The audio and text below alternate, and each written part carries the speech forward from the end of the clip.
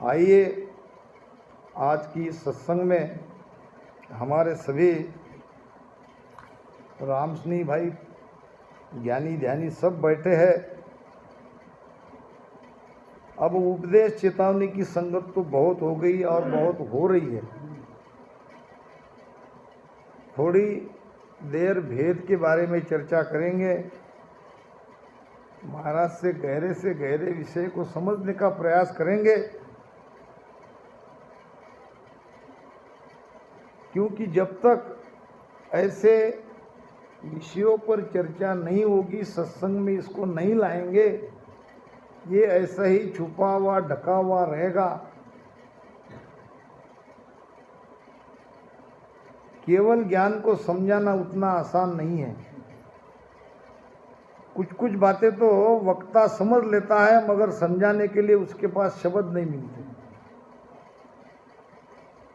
आइए गुरु महाराज इस केवल ज्ञान को हमें कैसा समझा रहे हैं। महाराज फरमाते हैं कि सुख राम समझ रे प्राणी, सत कला जागे, अखंड घट में हुओ उजियालो, नक चक में धुन गाजे। के सुखराम समझ रे प्राणी, सत्य कला जहाँ जागे। सत्य कला की बात है। इस सत्य कला को ही कुदरत कला कहते हैं, और कुदरत कला ही नियंचर की कला है। सत सत कहे तिको सत आहे, सत सत कहे तिके सत आहे, नियंचर सुण होई कुदरत कला, कहे सो आहे, कुदरत कला कहे सो आहे, निरक परक लो सोई बांधा और सकल पीसता रे, बांधा और सकल पीसता, मेरी शरण हंस जो आवे, मेरी शरण हंस जो आवे, से आनंद पद पासी, बांधा और सकल पीसता, बांधा और सकल पीसता। सत सत कहे, जिसको आप सत कह रहे हो, सत सत कहे कि को सत आ है। आ यानी ये क्या है? सत नियंचर सुन होई, नियंचर ही सत है। और कुदरत कला कहे सो आ है, ये नियंचर ही कुदरत कला है। फिर क्या करो? निरक परख लो सोई। अब घट में निरको, उसको परखो क्या है कला, कितनी ताकतवान है। कला जगती है तो क्या होता है, अब इसको निरको। कैसे निरकोगे? भजन ही करना पड़ेगा। भजन भी जो लोगो भेद लोगे तो वो सदगुरु के पास भी लेना पड़ेगा, जिसकी कला जगी है, जो इस कला के बारे में जानता है, जो कला पर अपना मत सबके सामने रखता है, उसके पास जाना पड़ेगा। जो कला के बारे में ज्ञान ही नहीं देता, वहां जाके आप बैठोगे उनके पास में, तो कुदरत कला कैसे जगेगी? हाँ, भला भी वो ज्ञान ना दे, मगर उसको कम से कम कुदरत कला का भेद तो उसके पास चाहिए। संसार में बहुत गुरु है, लाखों गुरु है जगत में, गुरु की कमी थोड़ी है, गुरु की भरमार है, मगर इसमें आपको उसमें पहचानना पड़ेगा सदगुरु कौन है। आनंद पद की भक्ति बताऊं प्रथम तो मत आवे। प्रथम तो हमारे अंदर वो भाव आना चाहिए, वो निर्णय हम पक्का करना चाहिए कि हाँ, हमें आनंद पद में ही जाना है। अब आनंद पद में ले जाने वाला है नियंचर। अब नियंचर जिसके घट में जगा हुआ है, ऐसे सदगुरु को ढूंढ के, सदगुरु ढूंढ शरण ले जाई, जा कुदरत कला जगावे। नियंचर जगाने वाले सदगुरु को ढूंढ कर आप उसके शरण में जाना पड़ेगा। नहीं तो दुनिया में दिखावे के बहुत है। ये एक शेठ जी था मारवाड़ी, और एक दुकान थी उसकी।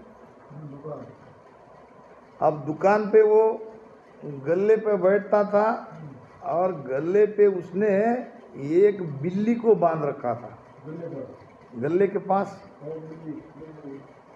रोड पर से आने वाले लोग बिल्ली को देखे, ऐसी जगह पे उसने बिल्ली को बांध के रखा था।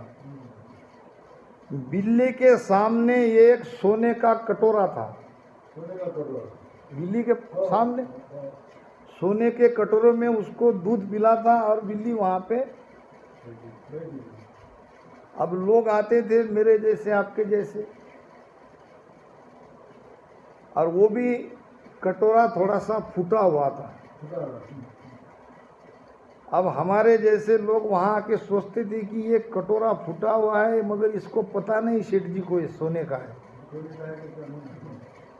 अगर सोने का कटोरा का इसका मूल्य समझ में आता तो ये बिल्ली को क्यों दूध पिलाता? या तो ये सेठ जी भोला है, या इसको कहीं से मिला है,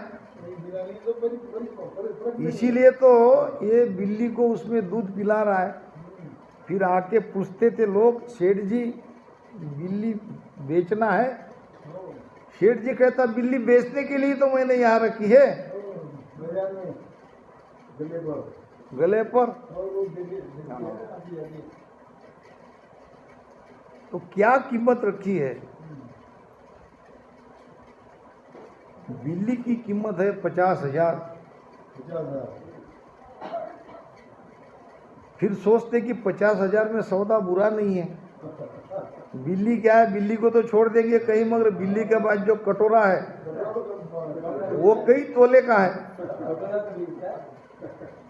कटोरा कई तोले का है, सौदा घाटे का नहीं। 50,000 में सौदा कर लेते थे। फिर वो बिल्ली को छोड़ के उसको पकड़ा देता था 50,000 रुपये लेके।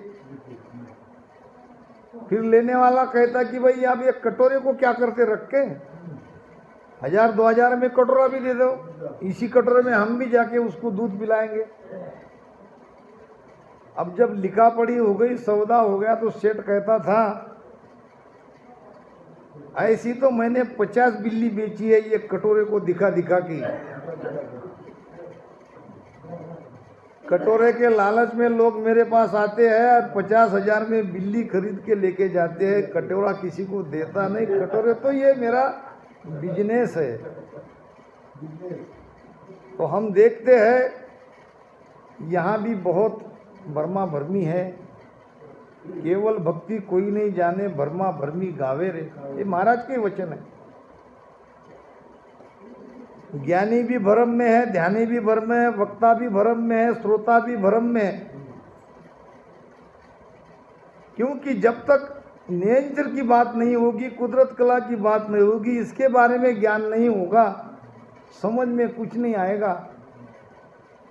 तो महाराज ने तो यहाँ सीधा कहा है, कह सुखराम समझ रे प्राणी, हे प्राणी तुम समझो कुदरत कला क्या है। जिसके अंदर में सतकला जागती है उसके घट में अखंड उजाला होता है। अब अखंड उजाला यानी क्या? क्या अंदर में लाइट जलती है? उजाला का मतलब ऐसी कोई विलक्षण शक्ति हमारे घट में जागृत होती है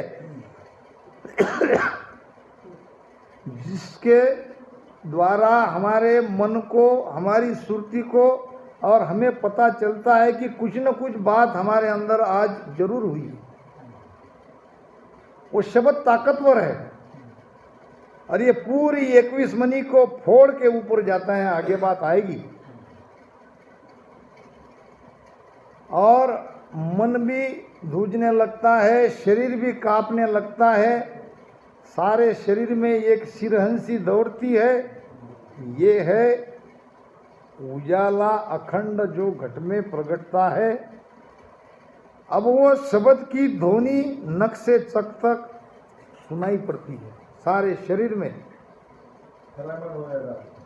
कुदरत कला नाम इस ही को कोई जन जाने नाई, करणी बिना किया बिन साध, उलट आद गर जाई। बहुत अच्छे से इस वचन को समझो।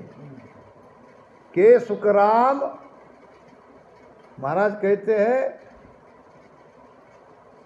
कुदरत कला नाम इस ही को, इसको ही कुदरत कला कहते हैं, कोई जन जाने नहीं। ये और कोई भी भक्ति करने वाला इस कुदरत कला को नहीं जानता, चाहे वो योगी हो, अष्टांग योगी हो, हठ योगी हो, सांख्य योगी हो, नवद्या भक्ति करने वाला हो, व्रत करने वाला हो, जप करने वाला हो, तप करने वाला हो। इस कुदरत कला के भेद को न ज्ञानी जानता है न ध्यानी जानता है। करनी बिना किया बिन साजन, साजन नाम साधना, करनी नाम कर्मकांड, बाहर के उपाय। बिना करनी बिना साधना से ये कुदरत कला जगती है। फिर कुछ नहीं करना पड़ेगा, इसका अर्थ ये होता है? इसका अर्थ ये भी नहीं होता है। हम और आपको सुरती और मन को श्वासा में केवल लगाना है और राम राम करते रहना है।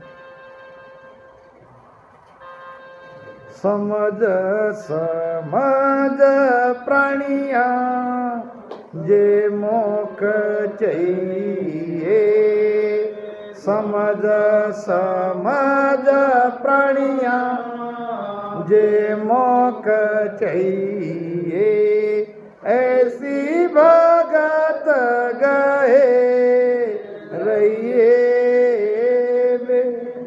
ऐसी भगत गए रहिए। सतगुरु शरणों धर सिर ऊपर, सतगुरु शरणों धर सिर ऊपर, राम राम मुख लइए वे, राम राम मुख लइए। सीधा आसान फार्मूला।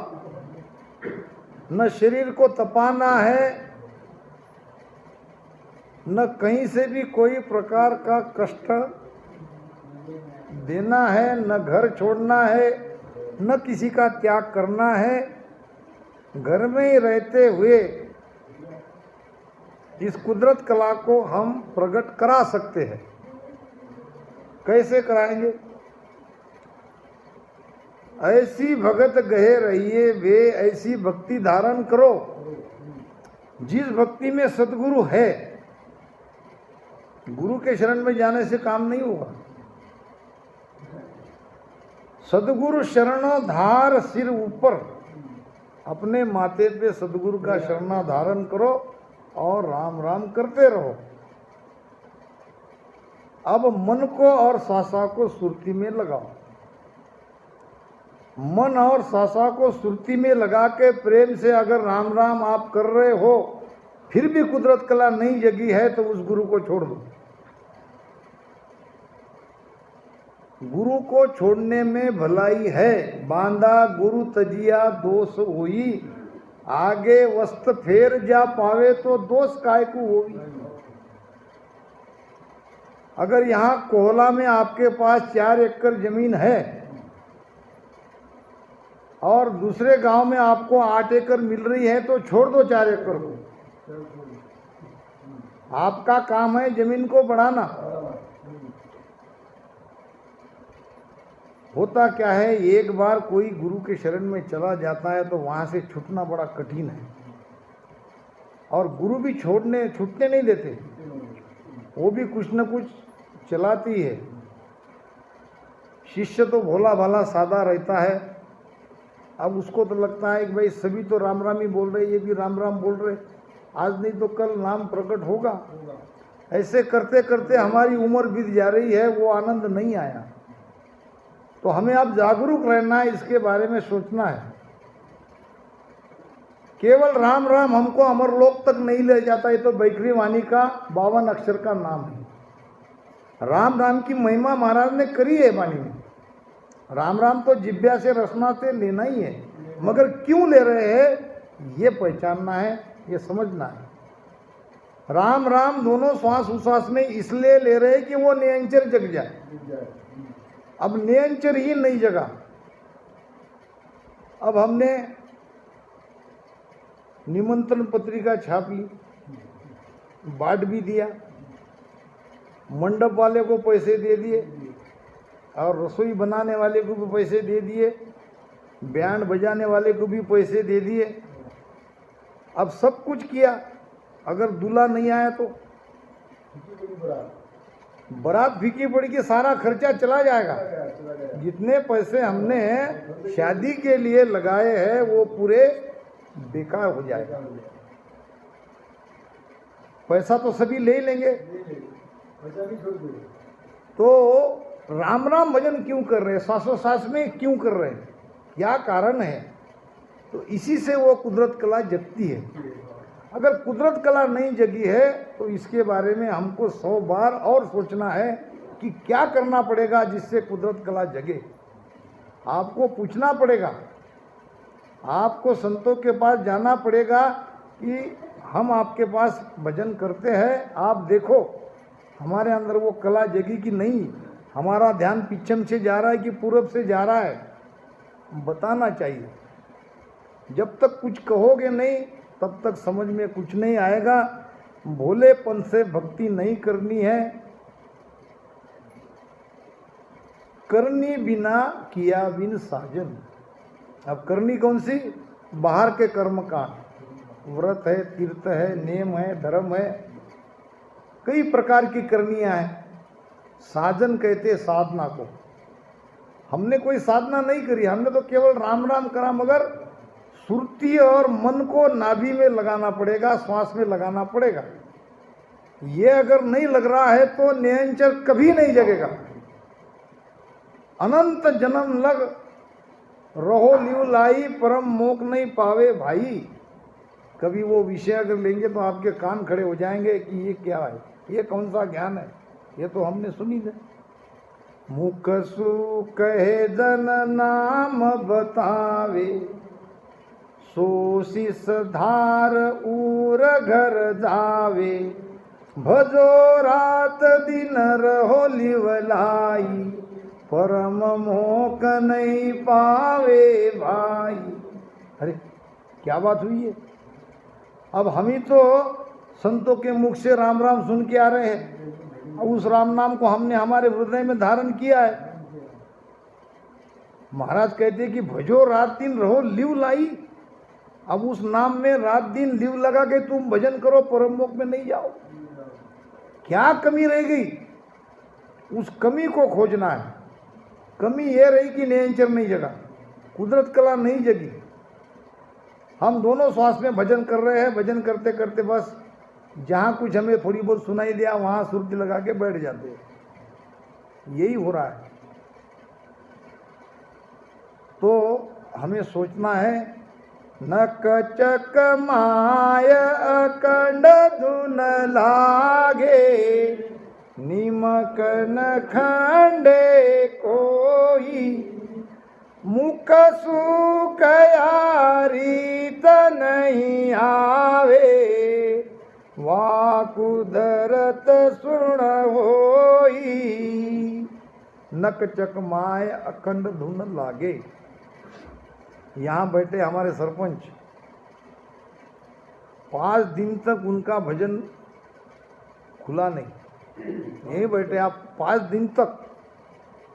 कुदरत कला क्या होती है, कैसा कुदरत कला भजन है, तो आप उसको देखो, उसके पास जाके भजन करो। हमने देखा है, पटेल साहब ने भी देखा है। पटेल साहब बड़ी मुश्किल से उनको उनके घर तक पहुंचा के गए। अतिशयोक्ति नहीं है, मैं उनकी महिमा नहीं कर रहा हूँ, मैं कुदरत कला की महिमा कर रहा हूँ। और वो भी बात करते थे अलग, कोई घर की काम धाम की इसकी बात नहीं। पता ही नहीं चलता क्या हो रहा है हमारे साथ में। ऐसी ये कुदरत कला है। हम खोलना भी चाहे भजन तो भजन खुलता नहीं। कितनी बार हमने भजन से उसको उठाया, वो नागपुर वाले सब सेठ लोग आए थे कि भाई इसको उठाओ। अब कितना भी उठाने की कोशिश की तो वो और अपने लहरों में आ जाता था और बैठ जाता था। एक नहीं, ऐसे कई प्रमाण मैंने देखे। जाना है तो तुम आप, एक पटेल है रमेश पटेल नाम उसका, बोरवा चिपड़े वहाँ का है। तो ऐसे मेरी छोटी सी जिंदगी में मैंने कई कुदरत कला वाले भजन को करने वाले ध्यानी को देखा है। हाँ, इसमें एक बात है, ऐसा ही सब कुछ हमारे साथ भी होना चाहिए ऐसी बात नहीं है। महाराज ने 2 प्रमाण इसके बारे में दिए। यानी जिसके अंदर ऐसे चैन नहीं हुए उसको घबराने की जरूरत नहीं है, भी हमारा क्या होगा, हमारा तो ऐसा नहीं हुआ। महाराज ने प्रमाण दी है नदी का, नदी के बाढ़ का। एक नदी उछाला खाती हुई समुद्र को मिलना चाहती है तेजी से, और बीच में आने वाले बड़े बड़े पेड़ को उखाड़ के ले जाती है। वो है ऐसे हंस का भजन। बहुत तेजी से वो शब्द अंदर जागता है और शुद्ध बुद्ध सब भूल जाता है। एक उछाला खाती हुई नदी जब बाढ़ आता है तो सागर में मिलती है, और एक नदी शांति से बहती हुई सागर में मिलती है।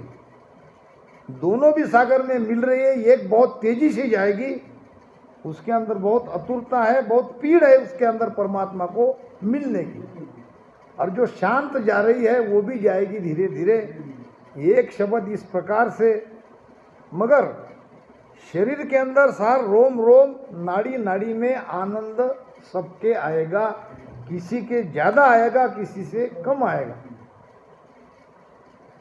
द्वादश कवला दर से मोने, 14 जम के भी राम राम, 14 जम के रोम रोम में दीपक जुड़िया, रोम रोम में दीपक जुड़िया।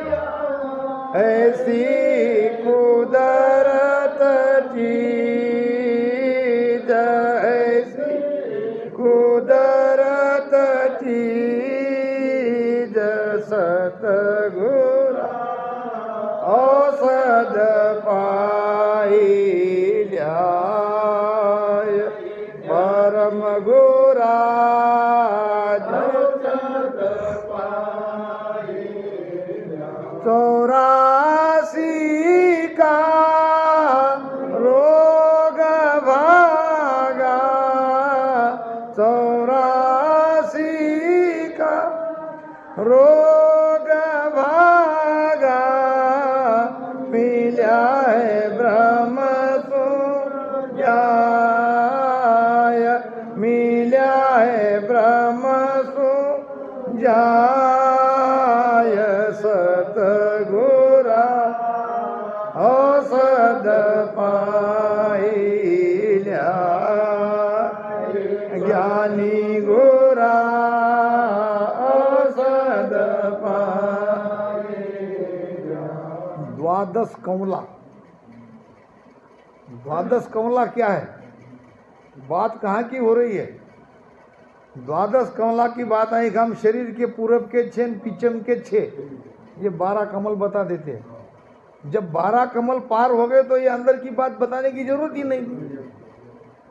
द्वादश कमला दर्शे मोने 14 चमके बीज, सारे शरीर में शब्द का उजाला हो रहा है। बीज चमन का मतलब क्या? उजाला हो रहा है। फिर अब द्वादश कमला क्या है? क्या है 12 कमल? ये 12 कला है सूर्य की, चंद्र की 16 कला है, सूर्य की 12 कला है। 12 कला नीचे से ये कला ऊपर जाती है, एक वायु निरंतर ऊपर चढ़ता है और जब यहाँ चढ़ता है तो वो आनंद देता है। यहाँ तक तो उसका दुख ही दुख है। यहाँ जब वो ईड़ा के साथ में मिलता है, चंद्रस्वर के साथ में मिलता है, तब वो देता है आनंद। ये 12 कला की बात महाराज कह रहे हैं। द्वादश कमला दर्शे मोने 14 चमके बीच। अब वो शब्द का उजाला शरीर में चारों तरफ दिखाई देगा, ध्वनियाँ सुनाई देगी। अब रोम रोम में दीपक जुड़ी है। कितने रोम है हमारे? 3.5 करोड़। 3.5 करोड़ में यहाँ उजाला हो रहा है, शब्द की ध्वनि सुनाई दे रही है, वहाँ का अज्ञान दूर हो रहा है। यानी ऐसी जगह कहीं नहीं है जहाँ शब्द की अनुभूति नहीं हो रही है। रोम रोम में दीपक जुड़िया, ऐसी कुदरत चीज, ये कुदरत ही प्रकट होता है। सदगुरु मेहर से प्रकट होता है। मुख सो कया रीत नहीं आवे, मुख से कहने से ये कुदरत कला प्रकट नहीं होती है। गुरु ने कितनी भी कोशिश करी कि मैं अपने शिष्य के अंदर में कुदरत कला जगा दूं, वो जगा नहीं सकता। आ तो एक अगम गत होई, कहन सुनन में आवे नहीं।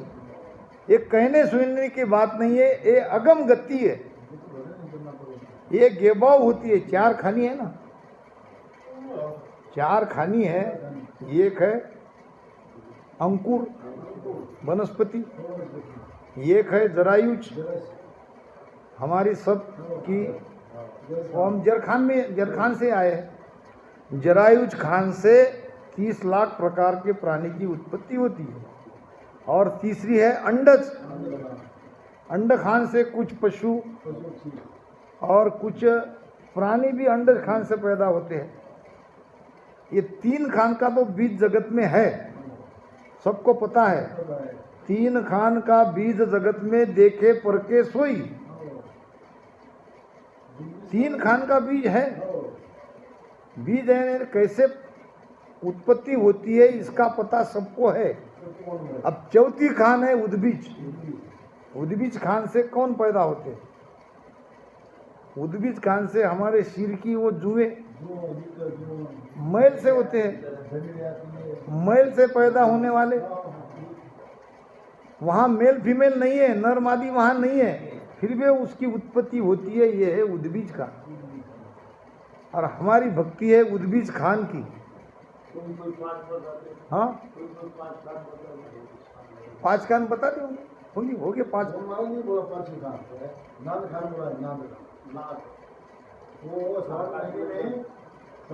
नहीं, वो भी इसमें आ जाता है, वो भी 4थी खान में आता है। हाँ गाज भी, और वो अपन बोलते ना, वो भौरा, कीट पलट भौरा हो ही रे, वो भी तो नाथ खाने वाला है। अब नाथ खान उद्बीज खान दोनों एक ही खान के दो नाम है। वो तो कितने गए? होता ना, वो तो दूसरी जात का है, और वो नाद सुनते हुए उस जाति का हो जाता। उसमें सब नर ही नर है। वो जो कीड़े हैं उसमें मादा नहीं है। अब उनकी उत्पत्ति कैसे बढ़ती है, तो कोई जात के कीड़े को पकड़ के ले आते हैं।